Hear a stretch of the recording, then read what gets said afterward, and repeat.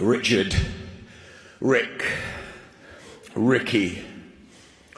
More like a Rocky story, which led to a roller coaster of fabulous nights, taking a down-to-earth lad from Hyde to Vegas and into the Boxing Hall of Fame. With those spine-tingling blue moon ring walks and rip-roaring action, Richard Hatton, MBE, was both a sporting icon and a working-class hero. Growing up in boxing with the spiky blonde teenager was a pleasure and an absolute riot. In and out of the house, the gym, the pubs, the clubs, how we rolled with him. He became a member of the Sky Sports family, and we really felt part of his. He never ever turned down an interview or a photo, and his wicked humour made him even more infectious to be around. Ricky Fatton. His love of KFC, not UFC. 15-week training camps, 12 rounds war, 12 to 15 pints of Guinness. Once upon a time, Richard was not good enough to play for his beloved Manchester City. He was an absolutely shocking carpet fitter. But boy, could he fight. Ray and Carol were at boxing shows everywhere, bringing both Richard and Matthew through the toughest of sports. With our brilliant cameraman Caney, many an evening we had at the Hatton household. Even when Rick moved out, he'd always chuck us his front door keys. Make a brew, he said. Make yourself at home. Nothing was a problem. Richard was a star young amateur, lifting an ABA title amongst many medals. But it was when he turned pro in 1997 that the show really began. Trainer Billy Graham told us he was the most talented youngster he'd ever seen, and promoter Frank Warren was then to guide him expertly to major honours. There was Billy's infamous body belt, along with Bobby Rimmer, Kerry Kays, Mick Williamson, Paul Speak, of course, and a support from a cast of fellow fighters, Stephen Bell, Paul Smith, Matt Macklin, and many others, including, of course, his own brother Matthew.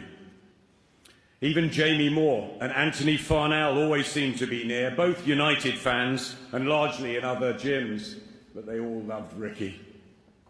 Frank and Sky were there from his debut in Widnes, and I remember him driving me around a few weeks later in an old banger. I asked him if he thought he would ever change when success came. He said, "Adam, whatever belts I win, just take them all off me if people think I'm too big for my boots." Ricky was at his happiest playing darts down the local with his mates like the Duck.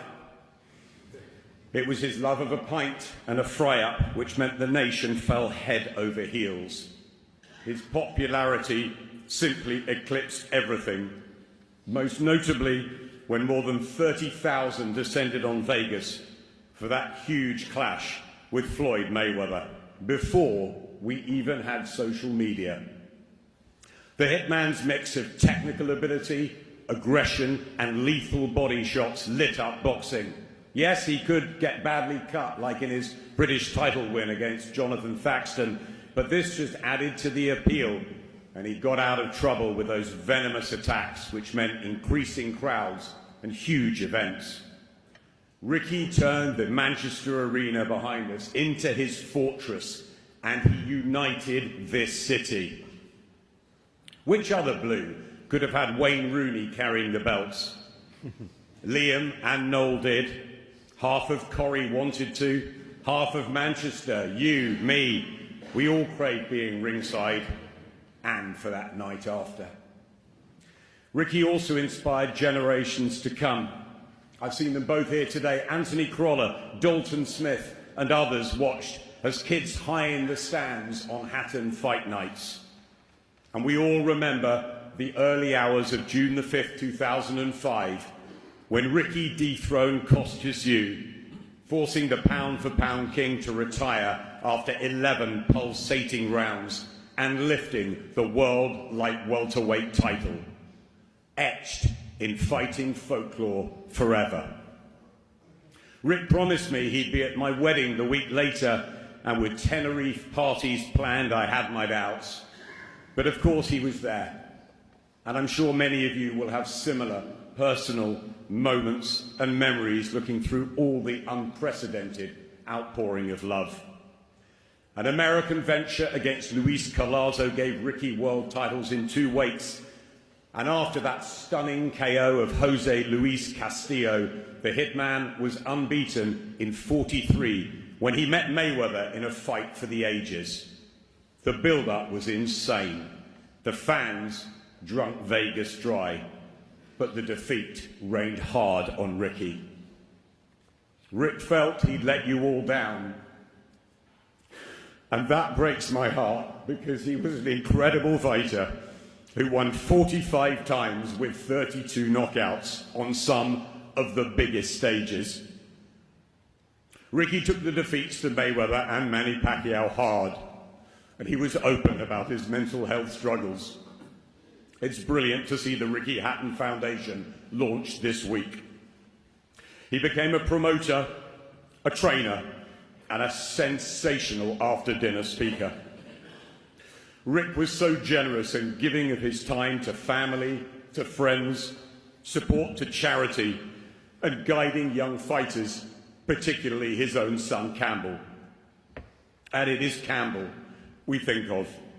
Jennifer's beloved daughters Millie and Fern, granddaughter Lila, all the family, Carol, Ray, Matthew, Jenna, Jack, I know, all of everyone's family.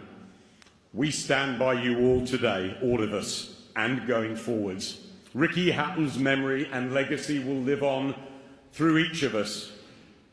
A warrior and a legend.